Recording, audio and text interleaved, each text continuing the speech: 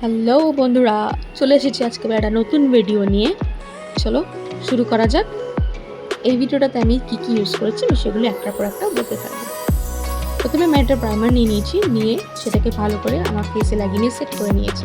বিশেষ করে আমার আই লিপটাতে লাগিয়ে নিয়েছি, ওখানে ক্রিজটা বেশি থাকে তো তাই। এরপরে আমি একটা লিপ বাম নিয়েছি, যে লিপটা লাইট ফটো লাগিয়ে নিয়ে তারপরে ইলুমিনেটা নিয়ে জাস্ট ফেসে হাই পয়েন্টসগুলোতে ভালো করে ব্লেন্ড করে নিয়েছি। এরপর আমি একটা কনসিলার নিলাম, নিয়ে আমার চোখের পাতার উপরে লাগিয়ে সেটাকে ভালো করে একটা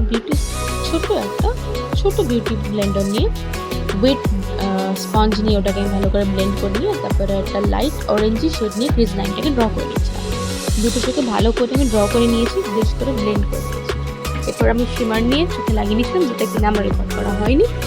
এরপর আমি একটা জেল লাইনার নিয়েছি, যেটাকে স্মাচ করে নিয়ে আইল্যাশ কালার দিয়ে ল্যাশগুলো ফিল করে নিয়ে মেবেলিনের আই মাস্কারা লাগিয়ে ভালো করে সেট করে নিয়েছি। এরপরে চলে এলো ফেসের পালা। ফেসের মধ্যে আমি ভালো করে প্রথমে কনসিলারটাকে লাগিয়ে নিয়েছি, লাগিয়ে একটা ওয়েট স্পঞ্জ দিয়ে বেশ করে ব্লেন্ড করে নিলাম। ব্লেন্ড করে নেওয়ার পরে এটাকে আমি পাউডার দিয়ে সেট করে নেবো।